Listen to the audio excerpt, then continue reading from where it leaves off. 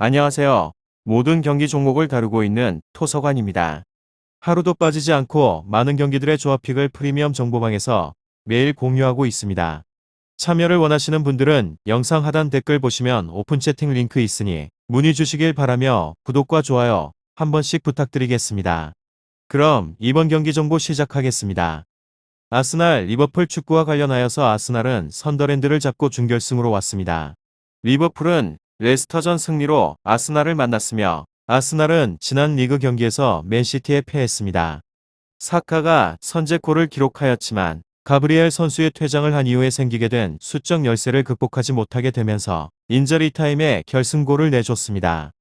그렇지만 최근 경기력은 인상적인데 맨시티를 상대로 하여도 밀리지 않고 경기를 운영했었는데 웨데가르트가 이 선에서 맹활약을 하는 중이고 마티넬리와 사카 스미스로우 등 팀이 기대를 하는 젊은 공격에 대한 자원들이 동시에 터지고 있습니다. 그러나 아프리카 네이션스컵 차출로 인하여서 삼선 미드필더와 함께 파티를 비롯하여서 오바메양과 페페 엘레니가 떠났습니다. 다음으로 리버풀은 이 경기 승리가 매우 간절합니다. 최근 리그에서 주춤하면서 3위로 밀려나게 되었고 지난번에 첼시 원정에 있어서도 선제 두 골의 우세를 살리지 못했습니다. 마네와 살라 등 전 세계에 있어서 최고의 윙어 조합이 경기마다 상대방의 수비와 관련하여서 박살을 내고 있고 파비뉴가 중원을 장악 중이긴 하지만 수비의 안정감이 다소 떨어졌습니다. 그렇지만 반다이크 선수와 아놀드 코나테 등이 있기 때문에 언제든지 정상적으로 전력을 되찾을 수 있고 단 아프리카 네이션스컵 변수가 있습니다. 살라와 마네가 자국으로 돌아갔고 케이타도 출전을 할 수 없고 기존 부상자인 알리송 키퍼와 피르미누를 비롯해서 전력 누수가 극심합니다. 아스날, 리버풀 이 두 곳에 있어서 리버풀의 승리를 보고 있는데 벤 화이트가 자리를 하고 있기는 하지만 가브리엘의 공백 속에 있어서 아스날 수비가 흔들릴 수 있습니다. 비록 리버풀이 아프리카 네이션스컵 차출로 인해서 살라와 마네 등 공격진에 있어서 모두 잃게 되었는데 디오고 조타는 건재합니다. 또한 리버풀의 탄탄한 수비를 이끌게 되는 반다이크와 로버트슨 아놀트가 나설 수 있기 때문에 수비로 상대를 옥죄일 수 있습니다. 다음으로 아스날 승승승승패 지난 8강전에서 선덜랜드를 5대1로 완파를 하고 준결승에 진출했습니다. 이후 노리치전에서 5대0 대승 맨시티전에서 1대 2석패 등으로 팀 에너지 레벨에 있어서 호조에 올랐습니다.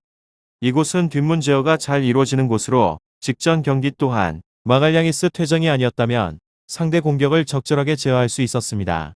물론 자카가 무리한 플레이로 아쉬움을 더하고 있다는 점은 불안 요소입니다. 화이트가 중심축으로 자리를 잡고 있는 중이며 도미아스 또한 빠른 복귀로 인해서 힘을 보탭니다.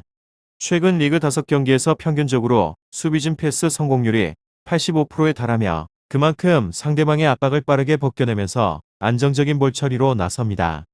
이곳은 윗선에서 젊은 피들 활약이 역시나 반갑고 오바메양이 빠지게 되면서 공격진 활기가 돌기 시작을 하였습니다. 마르티넬리와 스미스로우가 해당 부분의 포지션에서 분전을 하면서 가공을 할 만한 득점 감각을 보여주기도 하며 이선과 유기적인 패스 플레이를 통하여서 상대 압박을 무위로 돌리기도 하고 배후 공간을 빠르게 치고 들어가서 상대방의 골문을 적극적으로 조준합니다. 결장자는 체인버스 콜라시냐츠 파티의 오바메양 선수입니다. 다음으로 아스날 리버풀 축구 승무승패무 지난 8강전에서 2군을 내고 레스터 시티를 꺾었습니다. 하지만 현재 스쿼드 내 전력 누수가 상당하며 단순 숫자로만 11명의 선수가 빠집니다. 당장에 활용할 만한 공격수가 없고 마네와 살라가 대표팀 차출로 인해서 팀을 떠났고 오리기와 피르미누 역시나 부상과 코로나 확진으로 인해서 결장을 합니다. 그나마 컵 대회에서 쓸쓸히 활용을 했었던 미나모니마저 출전을 속단하지 못하게 되며 남은 공격수는 조타뿐입니다. 상대방의 빡빡한 수비 제어에 고전을 할 것이 자명하며 후방 불안 역시 지속됩니다.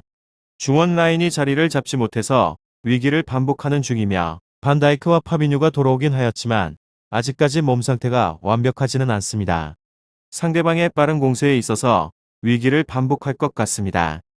아스날, 리버풀 결장자는 알리송 필립스 마팁 알칸타라 케이타, 엘리엇 살라 마네 미나미노 오리기 피르미누 선수입니다. 다음으로 아스날 지난 8강전에서 선덜랜드를 5대1로 완파를 하였습니다. 이후의 리그 경기에 있어서도 나름의 호성적을 이어가게 되면서 고삐를 당깁니다. 이곳에 아르테타 감독의 전술이 적절하게 먹혀서 들어가고 있는 중이며 윗선의 자원들에게 적극적으로 수비를 주문, 이를 통하여서 공격에 대한 시작점을 앞쪽으로 당기고 있는 중입니다.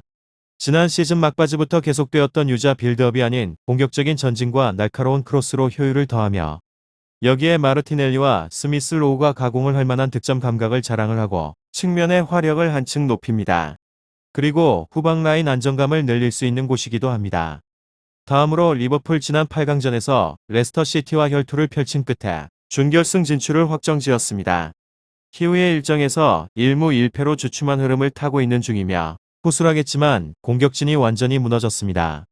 마네와 살라가 대표팀 차출로 인해서 팀을 떠나서 원투펀치가 없어졌고 리버풀 공격은 사실상 2선과 3선에서 공을 들린 후에 빠르게 측면을 활용하는 빈도가 잦은데 이 선택지에 없어지니 전개에 대한 자체가 어렵습니다. 이곳은 다른 공격 패턴을 활용을 하는 데 있어서 공격진 전력 누수가 만만치 않습니다. 그래도 수비 저항은 가능한 곳으로 앞선 5차례 맞대결에서 3승 2무로 패가 없습니다. 아스날, 리버풀 축구 잘 알아보시고 좋은 결과 얻어보시길 바랍니다. 유익한 정보가 되셨다면 구독과 좋아요 한 번씩 부탁드립니다. 그리고 최종 조합과 정답치는 항상 프리미엄 정보방에서 항상 공유하고 있으니 참고해 주시고 이번 영상 마무리하겠습니다.